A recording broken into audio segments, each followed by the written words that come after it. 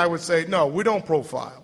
But when you do police work, you have a victim. And the victim in New Haven is a black male. Your perpetrator is a black male. So I would ask you, if you're going to stop the next person from shooting somebody, who would you focus on? Barbara, who would you focus on? I'm going to tell you one thing I won't be focusing on. I'll tell you a little quick story about the profiling. Over the weekend, my daughter was arrested, ended up in Union Avenue, never been in trouble in her life. Guess what she got arrested for? Driving an unregistered car. Now, it just seems like, to me, if less focus was on whose car is not registered and more on who has the guns and where they're coming from, that, to me, is what's going to effectively stop all of this violence in here, for me. Chief Esterman, do you have a reaction when you hear that exchange between the two of them?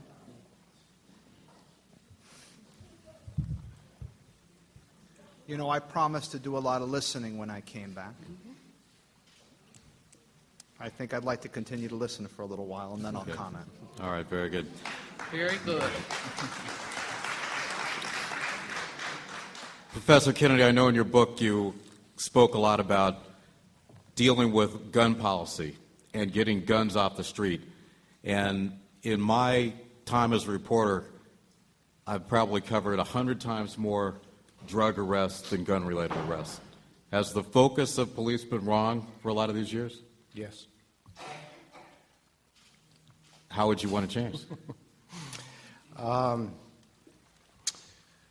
So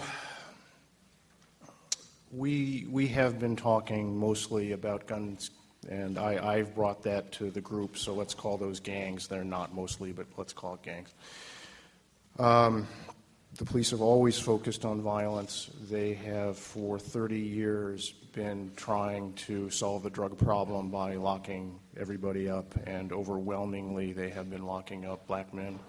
The war on drugs is a war on black neighborhoods, and it is really a war on young black men. 1 in 3 black men born today will spend time in prison. This is not the America I want to live in. That is wrong. It is un-American. This is work that is designed to stop that. But we are really dumb about this. And there are lots of neighborhoods in which there are groups of young men running around, and they are doing crimes and they are doing bad things, but they're not shooting anybody and they're not carrying guns, and nobody's dying and nobody's afraid to go outside. And there are, in those same neighborhoods, lots of drugs being sold and bought and used, but they're being sold and bought and used kind of privately and discreetly, so people aren't afraid to go outside. And we have a name for those neighborhoods. We call them the suburbs. Oh, some truth up here. And one of the most outrageous things about the way we have been policing especially troubled black neighborhoods for these 30 years is that we demand of them conditions that we cannot begin to produce in our best off white neighborhoods. We insist on no crime, we insist on no drugs, we insist on no violations of supervision. We don't expect that of our own people. You know, we had a few programs. New Haven, we've kind of gone around the block on this one. So when policing started, there was a philosophy called broken windows. And people defined that very different ways. The idea was that if you let small problems fester, big problems will come and there will be disorder. So in New York, that meant stop the squeegee guy from coming to your car. In New Haven, it meant if you see some kids having trouble, like I remember one street on the hill, these kids had nothing to do all day, they were bothering some street alcoholics. The officer bought them a mattress and a trampoline to jump on. So it's different ways, but the idea is little problems become big problems. So in New Haven, for a while, they had something called ID.net, where they just arrested everybody on a block for a while for every small infraction. And then people felt that didn't make crime go away, but that was getting small problems into big problems, right? Have we learned anything about what broken windows means? What kind of windows do you not break, and what kind of windows do you break? Me? So I was with George Kelling yesterday at John Jay. George Kelling is the father of this idea of broken windows. He's an old friend and colleague. And I can speak for George on this because I know this is true, and I will also speak for myself and for most of my colleagues. Broken Windows is about communities having the right to be peaceful. People deserve in every neighborhood, not just in prosperous ones, to be able to go outside and leave things in their car and use the park, and to be walked down the street unmolested by the police for doing nothing except walking down the street. We deserve domestic tranquility. It is in the Declaration of Independence, and many of our neighborhoods don't have it. The idea that the way to protect neighborhoods is to arrest everybody in it is insane. And the idea of broken windows became translated in some places, not in all places, but into this bumper sticker that was just an excuse for the cops to use their authority without any thought whatsoever about whether they were doing it right or not. Carrying an open container, jaywalking somehow became the same as carrying a gun and shooting somebody. And that is, I've been working in the service of community policing my entire adult life, and that is against everything all of us have ever stood for. I want to bring up the whole concept of respect. To maybe June Boy, I'll ask you this. Is there respect out there for people in law enforcement? No. No? Depends. What would it take to get that respect? Like I said in the beginning, good community policing, getting out, knowing who live on that street. Example, you got a street like Hazel Street. I say 50 houses out there, right? There's no way the officer, if he's out in the community every day, he should know everyone that live in those 50 houses. So when he drives down that street, he know Bob, John don't live in that house. Bob, John need to keep it moving. Let me ask you something, June Boy. You have quietly negotiated truces when there have been shootings, and then the gangs are going to keep shooting, and you stop them. Right. Are there police officers you can call to help you when you do that? Well, we have used officers in the past to secure the premises, but we have never invited no officer. So what do they do? I remember one on, I think it was Winthrop Avenue. You put officers at either end of the block, and then you had them not come close. I didn't put them there. My supervisor put them there. Well, tell me about that. What do you need the police to do, and what can't they do? That's a respect thing, like he talked about. That's a respect for me and my colleagues. We have the street respect in certain areas. So if it's that serious, we would bring it to our supervisor, and our supervisor, we think police is needed. We will have police presence in the area. But I want to touch back on what Shafiq said. Shafiq said that if a shooting occurs, it's a black male, and you're 100% right. But from experience, I also know from experience, I talk from experience a lot, or my personal experience or what I know, and I'm talking about no statistics. I know at least 60 to 70% of guns coming to New Haven is coming from the suburbs. Being brought in for drugs, most likely heroin, from white males or white females. So I'm not saying you're right. So we need to start pulling over some white males and some white females in these neighborhoods. Yep. Maybe we get license and registration, please. Mm-hmm. That's right. Especially if you see them in New Hallville, The Hill, The Tray. That's common sense. Shafiq, yeah, you want to respond? So let me just add to that, and the reality is that we could have the best police department in all of the world, just the way you wanted it. You all have input, officer you want to show up, the way they look like, if they don't look like Denzel, talking nice, maybe bring you a soda you've been waiting on or something. But the reality is this: we can only police a community that allows us to police it. That's just it. And the reality of that is, June Boy is right. But you know what? By the time we make that motor vehicle stop, those guns have been sold and passed. And guess what? It's not done in the dark. It's not done in a basement. It's done in the street with people watching, with people on their way to the corner store to buy a Lucy or to buy whatever, okay? And they're passing by and they're saying, that's not my business. I'm not getting involved. That's not my problem, okay? So you know what can happen? You can walk by that car where them drugs or the guns are being unloaded to them young boys or whoever. You can send a text to somebody. You know, they say, you know what? If something's going on in your neighborhood and you don't like the police and you don't want to call the police, call a friend. Because you know what they're going to do? They're going to call the police. Call somebody. But don't walk by and then say in a conversation in the bar, the Cardinals, the Jump, bar 69, you sit over a beer and start talking about, yeah, you know, them dudes had all them guns. Why? Because that next gun, the way we have to think in the community is, that next gun, no matter how it got here, if aliens brought it here, if you don't speak up and say something about at least that gun being somewhere it's not supposed to, that gun could take one of our family members. We're burying our own family members. We're not burying strangers, people.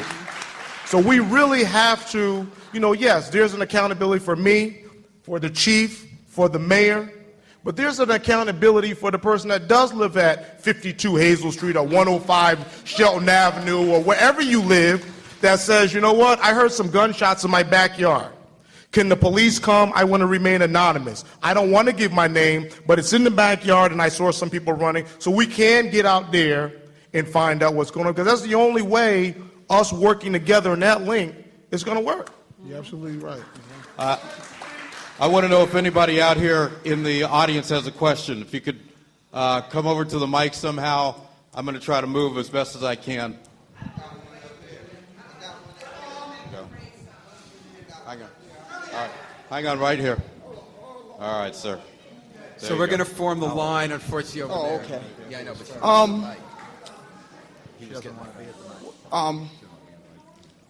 My name is Howard Boyd, okay? And I'm address everything, okay?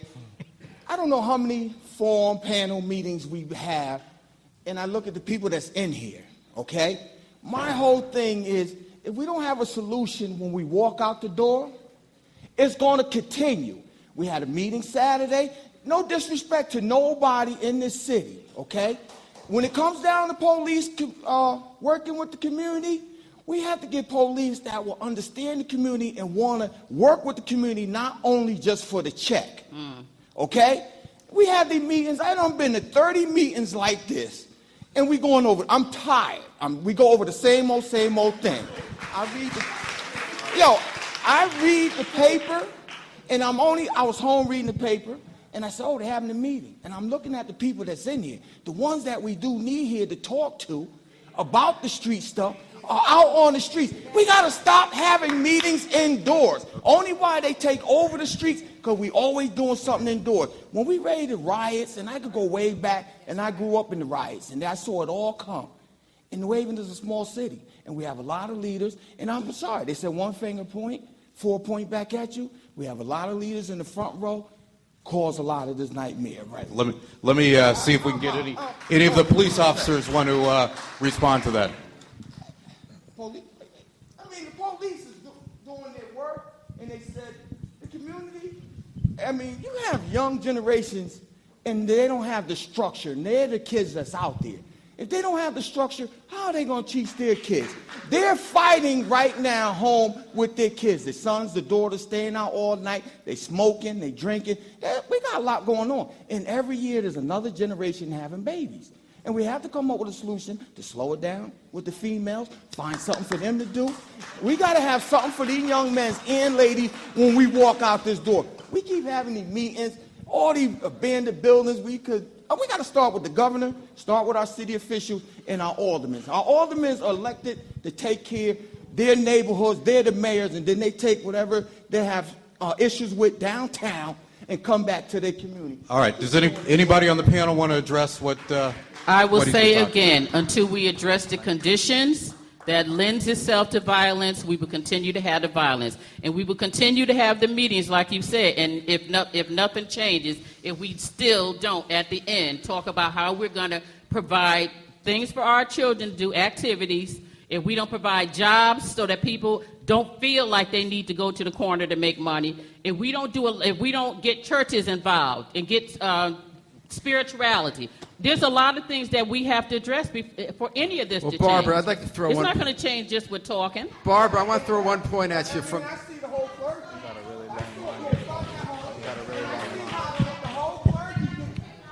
And it does start at home. I wanted to ask But you need Barbara re- one question from David's book. So in the book, David says, and let me see if I got this right, that of course you got to work at the underlying conditions. You got to look at the trust with the police and the community. But tomorrow we're not going to be able in a city to create all the jobs that the American economic system has put in the suburbs. Tomorrow we're not going to end poverty. But tomorrow we can stop shooting. Right. So if I have it right, David, you're saying, yes, we look at root causes, but we're not going to solve the root causes, and we have to have a plan that includes bringing the people in who are causing the problems, having a carrot and a stick. Do you think he's wrong about that? If you think that's all you have to do is bring people No, in he's not and saying talk it's to all. He's people, saying that given that tomorrow you're not going to solve all the root causes. you're not going to stop a murder tomorrow either with this conversation, for that matter. David? Yes, you are. That's a fact. Look, there are so many things wrong with the economy, with the country, with the culture, with the police, with the neighborhoods. That's all true. I don't want to live with this for the next 30, 40, 50 years. I don't want to see the bodies stacking up like they have for the last 30 years. There has been some stuff that does work. It creates the conditions in the neighborhood where you can do that deeper work. I don't know any way to bring jobs and employment and economic health to neighborhoods where nobody wants to buy property, nobody's willing to go outside, nobody will locate a business there. You make things safe, you've got a chance to work on this other stuff. Okay. I've never seen it work the other way around. All right, so you have a question. I want to go a little bit back to something that June Boy said. He said a lot of these weapons and these drugs are coming from the suburbs, and that we need to start stopping the white people that we see, especially in bad neighborhoods, the Hill, etc. But my question is, even though that got a lot of applause, isn't that the same sort of profiling and discrimination we're trying to avoid? Yes, to a extent, but if you got a white male in your neighborhood, 9 o'clock in the morning, 2 o'clock at night, in one of these neighborhoods, then it's a problem. And I said from experience. In the past I was in the street, most guns I know was bought from this, and it's still going on. But you're right, it is. And go back to everything that Mr. Howard Boyd said. We have a state of emergency in these neighborhoods. Until the black young men and black mothers and fathers step up to the plate and do their job. Thank you, June Boy. I mean, we can't blame the police. I don't blame the police. I don't blame the mayor. I blame me. So that's why now I'm out here and I'm trying to lead by example. I reach as many of these young kids as I can. And if you in the community and you're a preacher and you work, you need to get out here. When you get off work, you need to stop by the boys club. You got nieces and nephews. You need to talk to them on a regular basis. You're a parent. You need to get in your son's room twice a week. You need to tear that room up, look under that mattress. If you got to go buy a drug kit and test them for weed, you need to do what you got to do to keep your household, because we at war right now. We at war right now, and the only one going to fix this war is the people that live in these neighborhoods. That's the only people going to fix. The police going to come and do their job. They're going to lock them up, whoever's doing it. The ambulance going to come and pick them up, and then we're going to have a funeral. But if you serious about your neighborhood, you got to start. You got to start right now. And if it ain't your kid, you got a nephew. You can help your nephew. All right, thank you very much. Yes, sir. Thank you, June. So I'd like to address my to all of the panel and the gentleman who wrote the book. I got a degree in sociology, so a lot of this we can theoreticize and all this other philosophize with it. But June Boy and most of the people here in the audience have said it truly. Officer Sharif said it best. It's black males killing black males. Police are a reactionary organization. Something happens, they respond. The only way to prevent it is to actually prevent it. And that prevention is what June Boy just elaborated on. So I guess my question is, what in your philosophy and your plan is going to start making something that in the black neighborhoods for 30, 40 years seems to be devalued, and that's education. We can sit there and spout education, that's how you're going to save yourself, but yet and still when your children start going to college, somebody gets a degree, first thing out of our mouths in the community is, he think he's better than, That's right. or he don't know nothing. So how do your program, how do your philosophy, how do your plan start addressing these issues of low self-esteem? All right, Professor Kennedy, you want to start? They do in a way, but let me just make this really stark and say what we're about is saving lives and creating the peace in the community that the community needs in order to take these next steps. I work with trauma surgeons, and they go into the operating room and they've got a kid on the table with a gunshot wound. On a good day, they save that kid, and they come out and they tell the family, we've saved your kid, your son's going to live. Nobody says to them, well, that's not really good enough. What are you going to do about his third grade reading scores? They say thank you. They realize that these are different issues. And if we go back to what June Boy said just a minute ago, he's right? And that speech got everybody going, and everybody recognizes the truth in that. What we've learned is possible is that you can identify, and it's not profiling, it's behavior, right? It's people who are actually doing the core stuff here. And you can create a moment where the elders in the neighborhood and the mothers of the murdered children and the people of respect on the block and the outreach workers and the service providers and the cops look at each other face to face and make happen in that moment what we're not having right now, right? We don't have all these basic healthy relationships in the community, but you can make them happen. And it is a matter of fact that when you create that around the guys at the sharp end of this, most of them listen, most of them respect what's going on, and you do save lives. Yes, ma'am. I hear you talk about the next generation, and I think the answer to that is that we need to find some sort of incentive to bring them into doing more positive things as work, trainings, things to fill up the young teenager's day. Because what they're doing is they're following behind the other guy, and no matter how good you're parenting your child, they have their own agenda. There's very not much, you can tear up the room and, as you said, be a part of.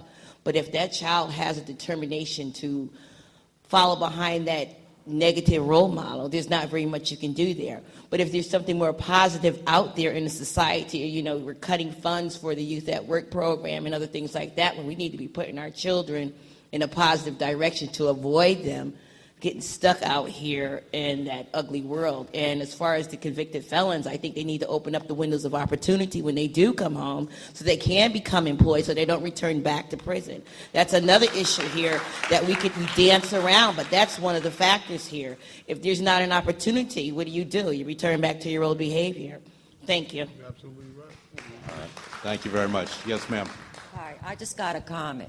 Last year, my nephew was murdered at Humphreys with 12 policemen and 200 people, and nobody seen nothing. Now we have 2 children raised without a father. This year in September, my grandson's father was murdered. Now we got 3 kids that we have to worry about growing up with hate in their heart because they are like sponges. They soak up information, and us grown-ups talk around them too much. Now we got to worry about when they get 13 and 14 years old and see these people walking around that they won't kill them. And another thing, if I got on a red or a blue shirt, I can't go in another community because I'm target as a Crip or a Blood. And it's sad because I'm from Ashman Street, and I deal with the community all the time. All the kids like me over there. And it's sad that I hear different Ruby Reds and Pirates and all this other stuff, and they can't go over on one side of town, or guilty by association. They get killed because they know somebody on the other side of town and they're visiting a friend. What are we going to do about that? They cannot go over to other neighborhoods. You know, and all these kids are not bad. I hear parents. But after they get a certain age, they get on their own. They make their own decisions. I agree. If you see your child wearing red every day, you need to question that red. If you see him wearing blue, you need to question that blue. It's something wrong here. It's something wrong. And another thing that I truly, when the system took our rights of being parents away, that's what gave the opportunity for these kids to do what the heck they want. My daughter called the cops on me for me doing something to her. That's sad. That's sad. When I can't chastise my child because she's wrong or he's wrong, that is sad. Thank you, ma'am. Yes, sir. Question? Yes, I just like y'all to know, I work in a place where if a young man is arrested for a murder or whatever, he's rewarded when he come there. When I say that he's rewarded when he come there, because all his friends are there. Nobody there will chastise him and say, yo, man, you was wrong. Man, why did you do it? It's like, yo, I got a bag of commissary for you. I'm giving this to you. So in other words, I'm rewarding you for being out in the streets, doing what you do. But just to piggyback on what June Boy said, and I felt this way for a long time, how dare you, the black community, gonna ask somebody else to solve your problems when you don't want to solve it yourself? Right. How dare you? Thank you very much. June Boy. And just to add to that, today I was having a conversation with one of my co-workers at New Haven Family Alliance, and I posed this question right now. If you see this is for any young black man or any black men in here right now, I pose this question. If you see a woman right now getting mugged in front of you, pocketbook snatched, and you seen him, and he get away, will you tell the police? Right? You won't tell the police. I don't see a lot of hands up. I'm talking about the males. I want all black males, all the men in here. All the men, young, old, and whatever. Who going to tell the police? Now I'm going to pose the second part of that question that I posed to her. If you see a young black male kill another young black male, are you going to tell in front of you? Are you going to tell? See, a lot of hands didn't go up this time. You know what I'm saying? My man that's on the computer, your hand didn't go up this time.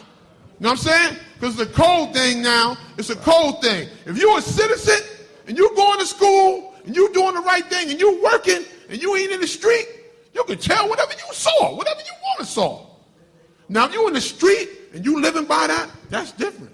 But that's what we got to get away from too. We got to get it from. We got to go back to teaching our kids basic social values of society. Right. You got to go back to showing them basic society, social things at home. Turn that TV off and show them basic social society things. All right, young man. I heard Officer Sharif said that when he gets a call from the community that it's a lot of young black men standing on the corners. What are we going to do to get those young black men so people won't call them and say that they're standing on the corners? That's what this is about. Right. So I'll tell you, I can tell you what I do and many of the other officers that I work with in my area, what we do. We'll stop. We'll find out who they are. We'll ask them where they live. We get their mother's name. We get their father's name if they're in contact with their fathers. We'll ask them questions like, do you live with your parents? Are your parents married? Do you have a relationship with your father? Where your grandmother lived? Because that gives us some background, and often these kids don't really go anywhere, so if something happens, it gives us a contact. What school you go to? Who's your principal? Oh, Larry Conway, he lived 2 blocks from me. I can give him a call. How you doing in school? And then if they're old enough to get a job, you know, we'll try to get, at least what we'll do often, we'll give them our card and say, use us in a reference for the job. Why don't you go to Edge of the Woods or go to CVS or go to Target and look for a job? They don't always take advantage maybe of the job, but when you see them again, you can say, yo, did you get the job? They, oh, yeah, I'm working on that. And it gives you some relief in dealing with them. One of the drawbacks that we have with folks on the corner and folks hanging around is you have a lot of 13 and 14-year-olds and 15-year-olds. And even when you talk to the parents, they say, get my son a job. He needs to be off the street. And the kid says, get me a job. But the reality is, at 13 years old, you need to be in school. That's your job. You don't need to be making money to do anything. You're supposed to be going to school, studying, getting your education so that you can be able to get a better job. If you're out, if this is what we're doing, if we're raising our boys, our young black males to think that at 13 and 14, the only way you're going to stay out of trouble is to get a job, we're making them materialistic. So all they're doing is hunting for money and money opportunities. So when they got to sit in Hill House all day with Kermit, or they got to sit into another school all day and learn, that's corny. That's boring, because I can get out of here and go make money to buy sneakers. What are those sneakers going to do? Last you for a little bit? You need to be in school, because you know what? I hear folks talking about people coming out of jail and creating opportunities. Hello, people in New Haven. We live in a global economy.